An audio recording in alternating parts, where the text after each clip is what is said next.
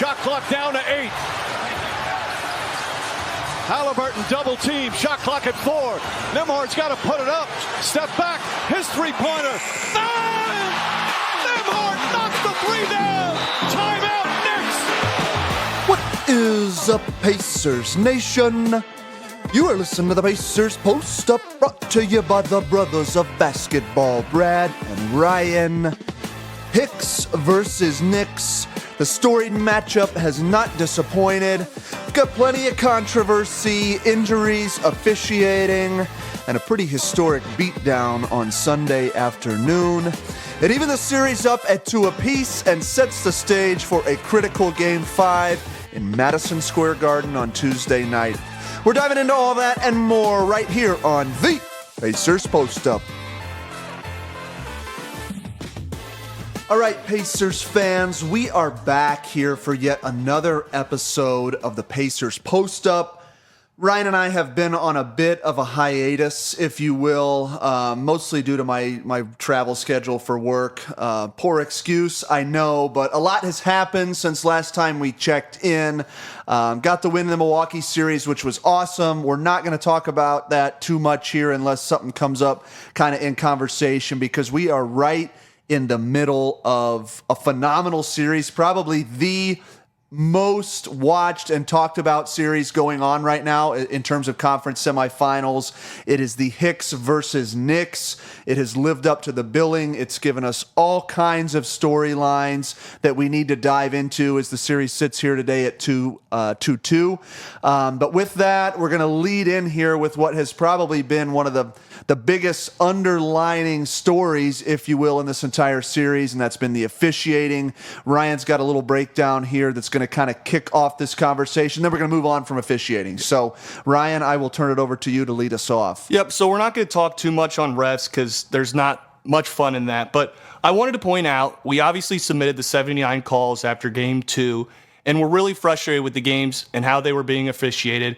And I don't think some people grasped, especially in the NBA media, why we were so frustrated. So I just wanted to point out one little run in Game 2, and then I'm going to circle back to the late calls in Game 1. So in Game 2, if you go to the 9-minute mark, there was a stretch of about 5 minutes there where the refs really kind of took control of the game and influenced the Knicks' run pretty egregiously, in my opinion. So if you look at the 9-minute mark, it was 79-74. Pacers had the lead, and we start with a series of events. First is Miles sets a screen on Brunson. He flops. It's called, unfortunately, and it actually hurt us because if they don't call that, which they shouldn't have, Miles Turner was going in for an easy layup, so that was a 2-point swing. Very next possession, we go down. We trap OG Anunoby with Miles and Siakam in the right corner. They call a kickball on a steal we could have had. You can watch it from any angle. It was actually OG's hand that hit it. So it was another one where we should have been going on the fast break. And on that very possession, Brunson got an and one after that call. So there was another 3-point swing there. Later in that stretch, OG Anunoby hip checks Miles on a drive. It was kind of a dunk layup attempt where Miles is coming across the right side of the lane. And if you watch OG, he jumps over from the restricted zone, lands on the other side of the restricted zone, clear hit on the hip, no call. Leads to a fast break, though. So if we get that call, it should be 2 free throws. Leads to a DiVincenzo fast break. So there's another 4-point swing. Then there's the Hart push in the back where he said he got ball, but clearly if you watch any replay, he pushed him. Most egregious excuse ever. Right in the back. Now, that didn't lead to points, but it was worth mentioning. Then there was, and this was probably the worst one, NeSmith later in that series is driving down the paint and jumps up, and Hartenstein literally pulls his jersey down, and OG Anunoby hits him on the arm. No call, of course. Leads to another DiVincenzo fast break. And then the final one is, it was the play where OG Anunoby's driving down on a fast break. He pulls his hammy. Sorry, OG. Hope you get back soon in the series.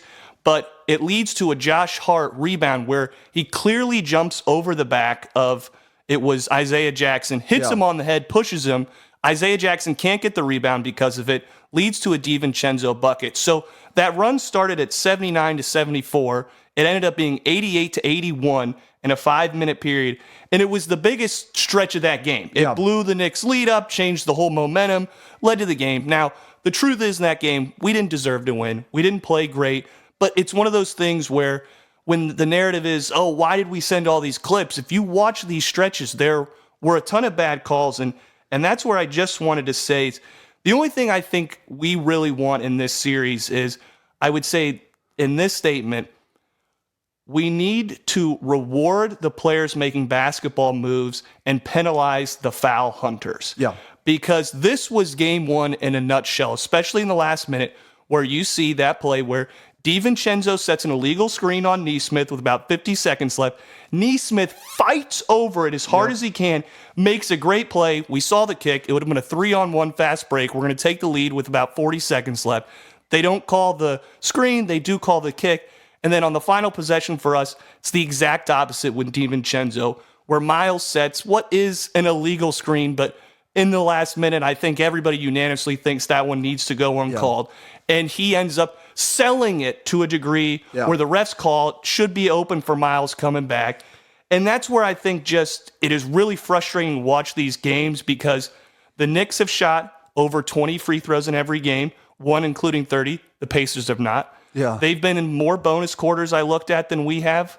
It's just a little bit, now again, they're more physical and all that, but I wish we could get some, I don't know the exact word, just called on the same both sides. And it's kind of tough to watch these Knicks players who are clearly looking for the call. Yeah. And if you look at our best game of the series, game 4, our starters had no free throws. Wow. I didn't know that. And I think you're spot on. And you know, I'll add a little bit here because I didn't know what all you had written down. There was a line that Stan Van Gundy delivered in game 1. And it was when Turner gets the call. They reviewed it, whatever. We know how that played out. But as it was happening live, Van Gundy is on the color and he goes, I'm telling you, you absolutely never see that call. And I mean never. Those were his words. And I think that's what we're talking about here, is that you have clearly seen not only the run and things like that. We've had our opportunities. And I think our team has done a great job of saying, you know what?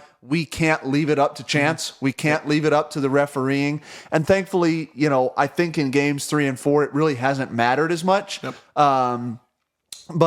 But we're all you're asking for is a fair shot. Carlisle said that. Call it both ways. You know, there have been some missed things. I know the last 2-minute report in game 3, Pascal Siakam gets away with a little hold on Hartenstein. Like, I'm not sitting here saying the Pacers commit no fouls and the Knicks are, you know, but foul hungry, but they are hunting for him. Jalen Brunson is, I mean, and he talked about it after game 3. All he was trying to do at the end of game 3 was draw a foul. He was not trying to make a 3-point shot. He was foul hunting, and thankfully Turner was. You know, and that's why Rick plants that seed of doubt after the first 2 games, so that call can't be made, and it shouldn't be made. Last 2-minute report showed it was not a foul, and he clearly was just almost hunched over, extending his back legs, looking to make contact with Miles, who did a great job of not. Yeah, and listen, you can listen to all the talking heads, people on both sides of the fence. The bottom line is we're at 2-2, and we just have to move on, and we know. From a Pacers side of things, you're going back into Madison Square Garden tomorrow night. It's going to be a hostile environment. The whistle is probably going to go their way, and you have to be prepared for all of that. And that has to be the expectation, so you just have to outplay them. You know, defend without fouling, defend without using your hands. And I think, you know, I don't know where we want to start here, but I think the biggest adjustment in this series has been NeSmith on Brunson. He has notoriously been a higher foul rate defender. We've seen him foul out of some games this year even, and I think he's done a phenomenal job of using his body, letting Brunson bump him in the chest without grabbing or wrapping, and that was kind of Nembhard's bugaboo, was that wrap. So there's just been so much to get into in this series, Ryan. So I don't know where we want to start. Obviously, we started with the referees, and we're going to move on from that now. I think you hit it with NeSmith. The adjustment, and we saw this in game 1 and 2, actually, of the Knicks-Philadelphia series, where Kelly Oubre's length was giving Brunson a little bit of trouble. Yeah. It was the first 2 games he kind of started off a little weaker, didn't have his shot going, then he turned it on after, had that, 5 straight games, 35 plus. NeSmith's physicality and length is clearly bothering him. Now, Brunson might have a little bit more injuries going on. I mean, so does Tyrese, so does everybody to a certain degree. And he's not been using that as an excuse or anything. No. But you can see where NeSmith and his ability to fight through these screens, because they're not switching on these screens unless it's Nembhard or maybe McConnell. They might on certain ones, but if they're trying to get Tyrese switched on him, Tyrese is staying until NeSmith gets through these screens, and it's bothered him. I think he started with NeSmith in the first half. I heard today when I was rewatching the Gamecast, I think he was 1 of 8 to start the game on NeSmith. Yeah, he's so between games 3 and 4, he's 9 and 27. Is what he is on NeSmith. So he was shooting above 50% in the series prior to the last 2 games. So to hold him to basically a 30% clip, 33% clip, whatever you want to call it, I think NeSmith has done a phenomenal job. I've been really impressed also, frankly, we made an adjustment last game, small adjustment, but we instead of Halliburton on DiVincenzo, Nembhard on DiVincenzo. Now, the reality is last game was just over almost from the jump. I mean, it was, I guess, before we get into the fourth game, I think we got to start with game 3. I think let's just go there before we just ping pong around like a hot mess. But, game 3 is obviously there's just so much to get into. I thought we came out strong. We sort of were playing our game. It was clear the NeSmith thing was working a little bit on Brunson. But Ryan, I was in the second half, somewhere in the middle of the third quarter, I was ready to throw in the towel on the season. I mean, I was as low energy, dejected, and they went out, I believe it was a 9-point lead somewhere around the end of the third going into the fourth. I am really impressed at our ability to bounce back and take that game. I don't know. I was just, how were you feeling? I mean, I know we were there together. We weren't talking a ton, but how were you feeling at that moment in the game? Because I thought the season was on life support. You hit it. You could feel the momentum switching towards the end of the third, and then even into the fourth, Miles turned it a 3 to cut it back down, I believe, to 6, and then DiVincenzo answered it immediately to cut it right back up to 9 with, I think, like 9 minutes and a half left. And the energy in the building was sucked out. I don't know what Vegas would have had us on a money line there, but it would have been very It was great. Quiet in the building.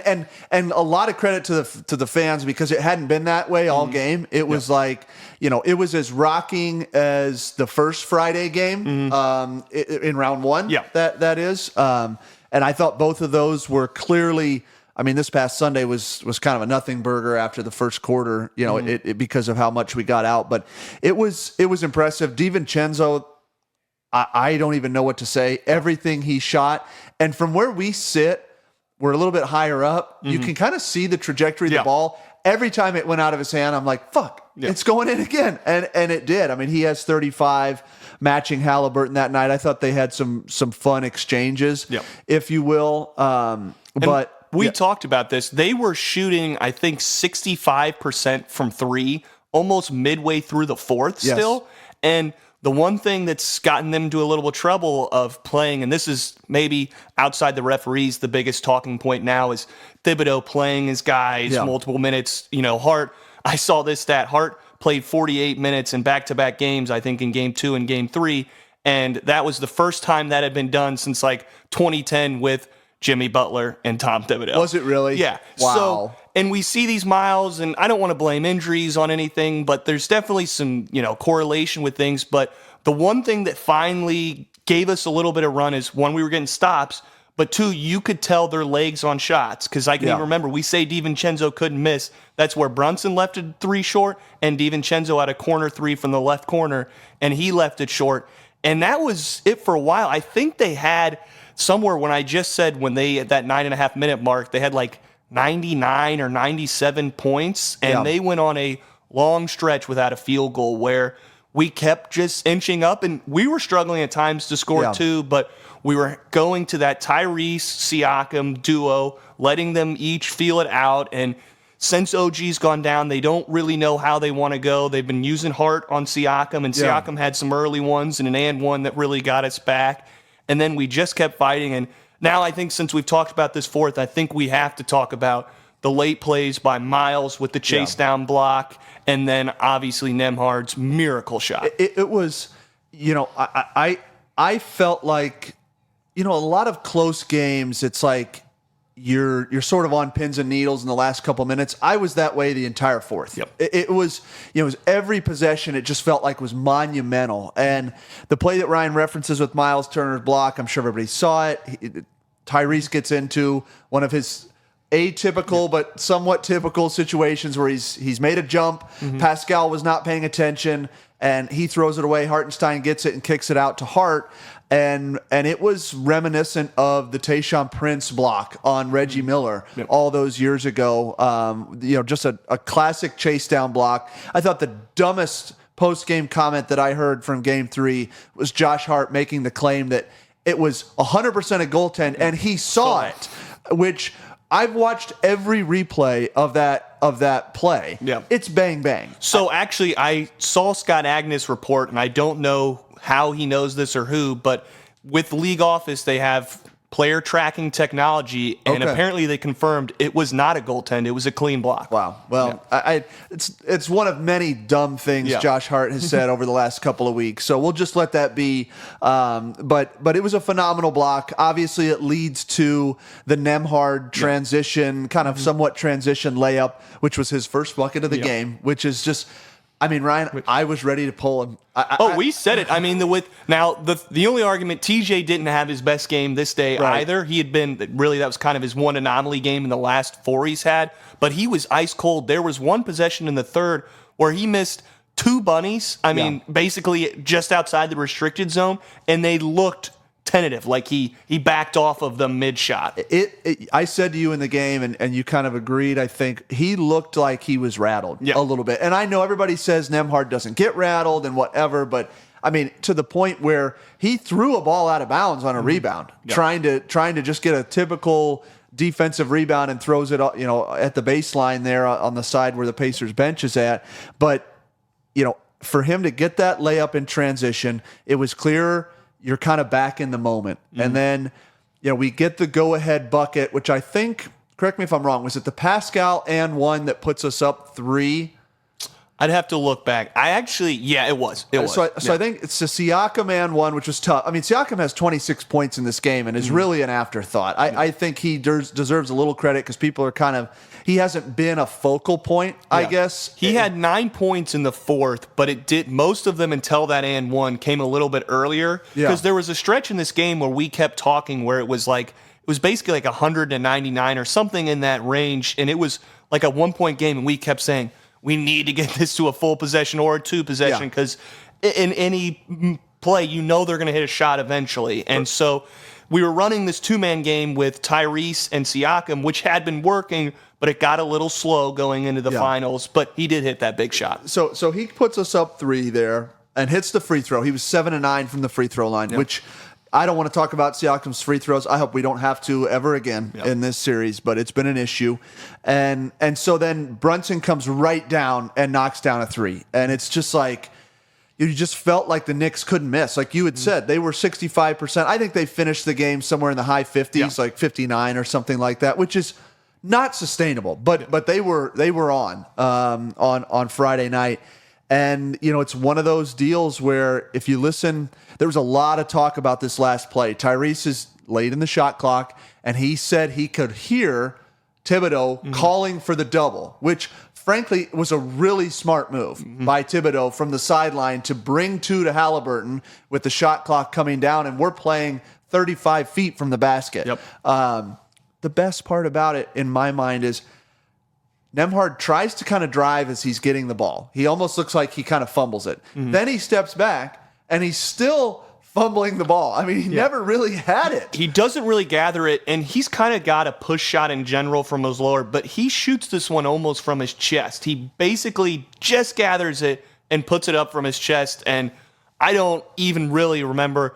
It was one of those plays where it felt like the building was silent for 30 minutes when that shot was in the air, because you're just watching it, because it's one of those shots where if it doesn't go in, you've got a real sick feeling the Knicks are about to kill you. Yeah, well, because if it doesn't go in, it's a shot. I think they officially said it was a 31-footer, and it's a shot that the rebound's going to go somewhere. I mean, it's not going to be just an easy dunk off. It could be, hell, it could have been an offensive rebound opportunity, but it could have been a fast break opportunity for New York. There's just so many there's so many different ways it could have gone, and it drops. Obviously, the arena was elated. I mean, just the roof literally blew off the arena. My reaction was shock, amazement. I was laughing. I'm like, it's unbelievable that just happened. And it's not even to take away. It felt like a bigger shot than Tyrese's game winner in overtime in the Bucks series. Both were the building blew up, but this one was just the game had been so close. Not that the other one, but it really, and obviously being down in this one 0-2. Yeah. If that shot doesn't go and they hit a game winner on the other side, one, it's the most crushing loss. Two, the series is over. The series is over. You were playing for your series life in Game 3, and I thought we played like that down the stretch, and I was just really impressed. Nembhard hits it. He gives the real cocky 3-ball celebration. He's got a big grin. Yeah. To Halliburton's face, I'm sure everybody's seen the screenshots.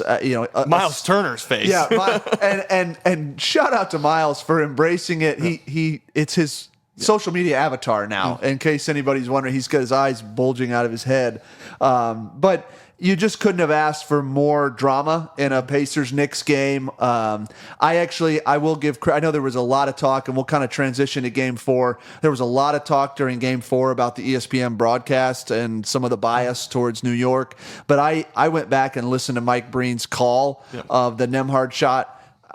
It was awesome. Oh, it was incredible. And he's probably got my favorite. I mean, bang! And everybody in the crowd before the game, they showed like this redo video before Game 4 that was basically highlighting Game 3 and went through it. And as that's coming up, we have fans up. And shout out to some of the balcony seats. They love to get the chants going and pretty energetic up there. And everybody's yelling, bang!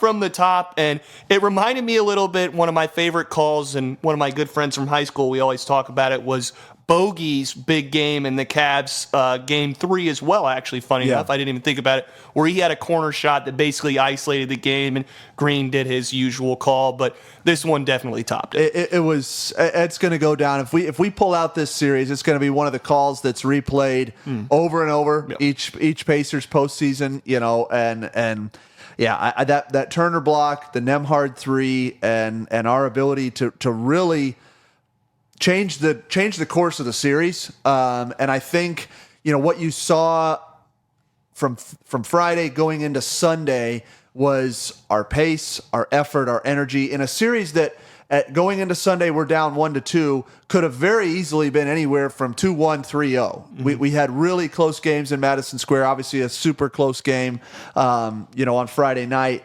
And before the game, Ryan, you and I were kind of talking. It's Mother's Day, shout out to all the moms, but man, we were talking, there hadn't been a blowout. And it's like every game had been so tightly contested, and we get out, and I want to say the first Knicks timeout on Sunday afternoon the score was 10-4, something along those lines. And I remember looking at you, or you looked at me. One of us was kind of like, it should be 20-4. We really came out, and we were just missing some shots and throwing some things away early.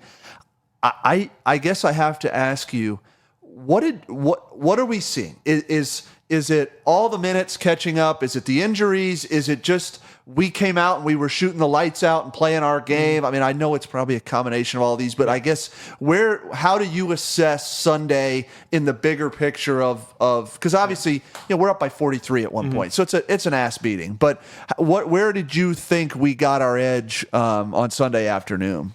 I think it actually starts with Tyrese. Okay. We've talked about how it's actually been, at least through some of the Milwaukee series and into this, especially the first game of this series, where Tyrese hadn't looked like himself, really. He struggled really since he pulled his hamstring and getting his rhythm back, and his shooting's kind of waned and flowed.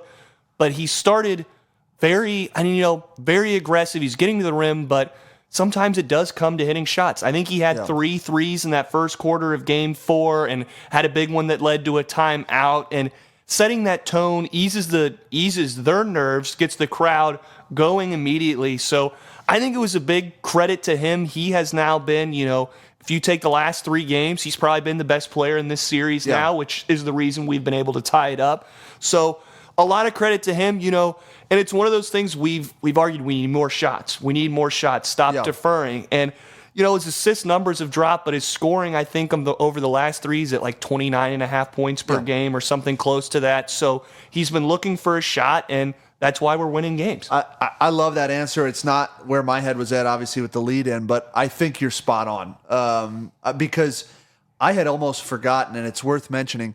What did he have? 6 points in the first game on how many shot attempts? And he took like 1 or 2 in the second half of the game when we really needed a guy to take over. It's re-encouraging in a lot of levels because it looks a lot like the Halliburton that we got in the in-season tournament.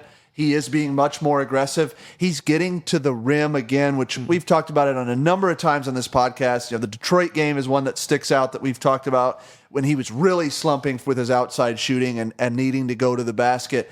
He's had some dunks. He had an up and under move where he goes kind of up over Miles McBride and then under with DiVincenzo coming on the backside. It was one of the best finishes. I think that was game 3. But you're dead on. It was 29.7 games and 7 assists over the last 3. He has been the best player in this series. He really, I love when he starts talking. Yep. And I think the Knicks had that cockiness in Madison Square Garden in the first 2 games. They were the ones, giving it. And DiVincenzo does a lot of talking, and Brunson, when he's not talking to the officials, does a lot of talking. And I'm going to make a sidebar there. Before this series, I hadn't watched a ton of Knicks. And you have to respect what Brunson's doing. A guy that, was really largely undervalued for a ton of, even though he had won championships at Villanova and Carlisle didn't play him in Dallas and all these different storylines. I do not like his game. I thought I did. I know the Knicks are a hard-nosed, blue-collar, hustle team, and you got to give him credit in that regard.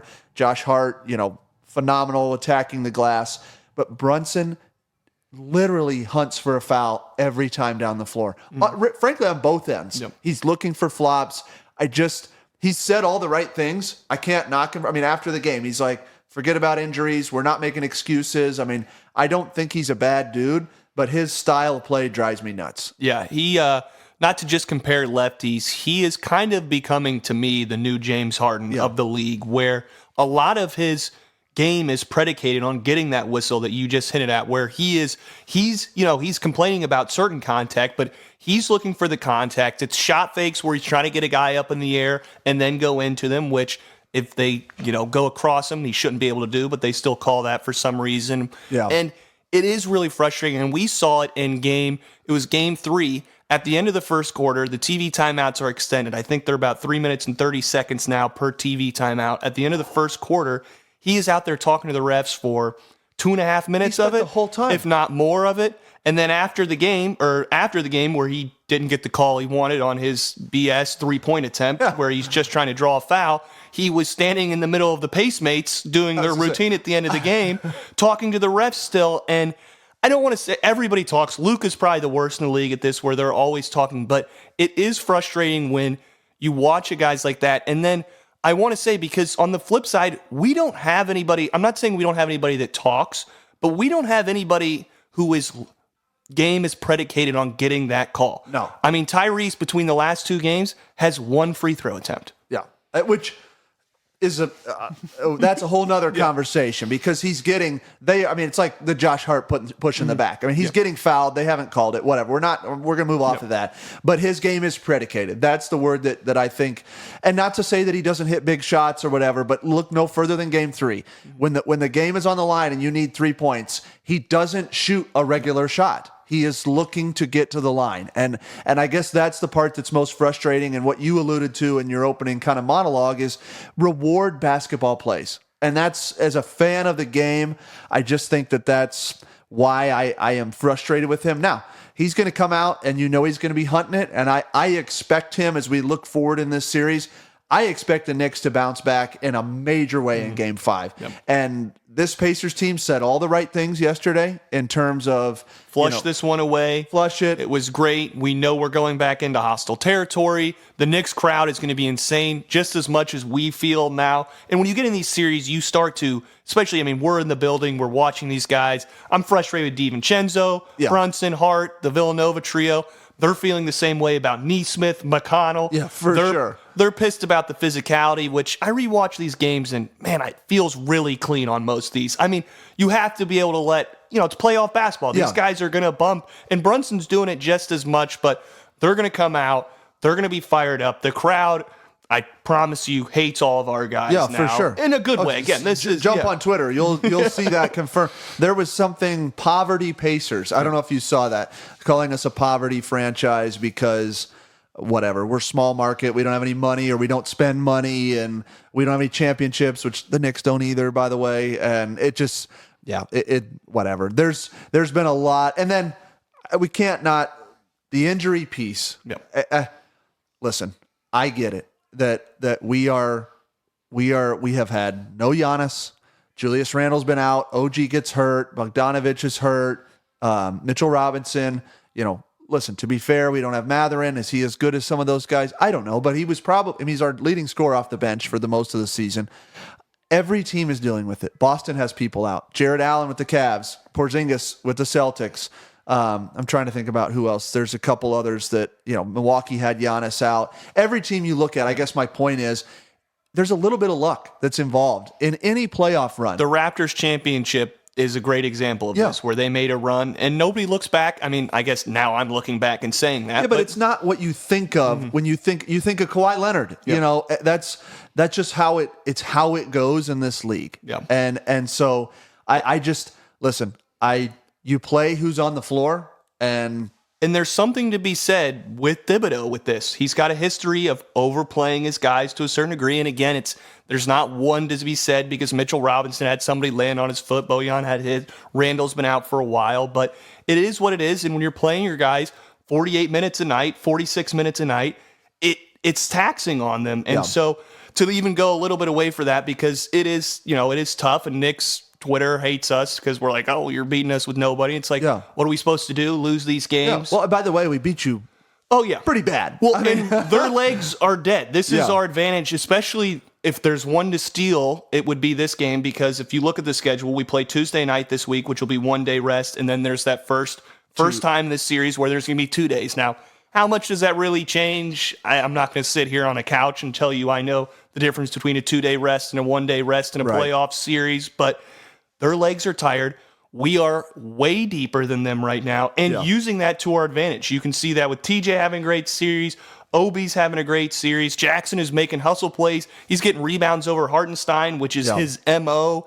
And so we've leaned on that. If you look at minutes per game, I mean, our guys are well rested, and we're hard to play anyway. You can hear that in the regular season, teams being like, man, they just run and run and run. Yeah. And so when you try to play guys 46 minutes, and it comes down to a late game, some of those shots are short, and we can get out and move. Well, and the thing about it, too, that I think we maybe lost sight of in the first two games is both of those games were played at our pace. While we lost, they were higher scoring games. They were not at the Knicks' pace. I can't remember if it was game 1 or 2, but Josh Hart was given an interview in the final 4 or 5 minutes of one of those games in the fourth quarter. And literally the sideline reporter's like, you're really playing at a faster pace. And he's like, no, this is our pace. I'm like, come on, dude. They had the slowest pace in the league. So it just, listen, they won the first two. The series is tied. Nothing is guaranteed at this point. Obviously, you jump on ESPN or TNT, everybody's calling the series.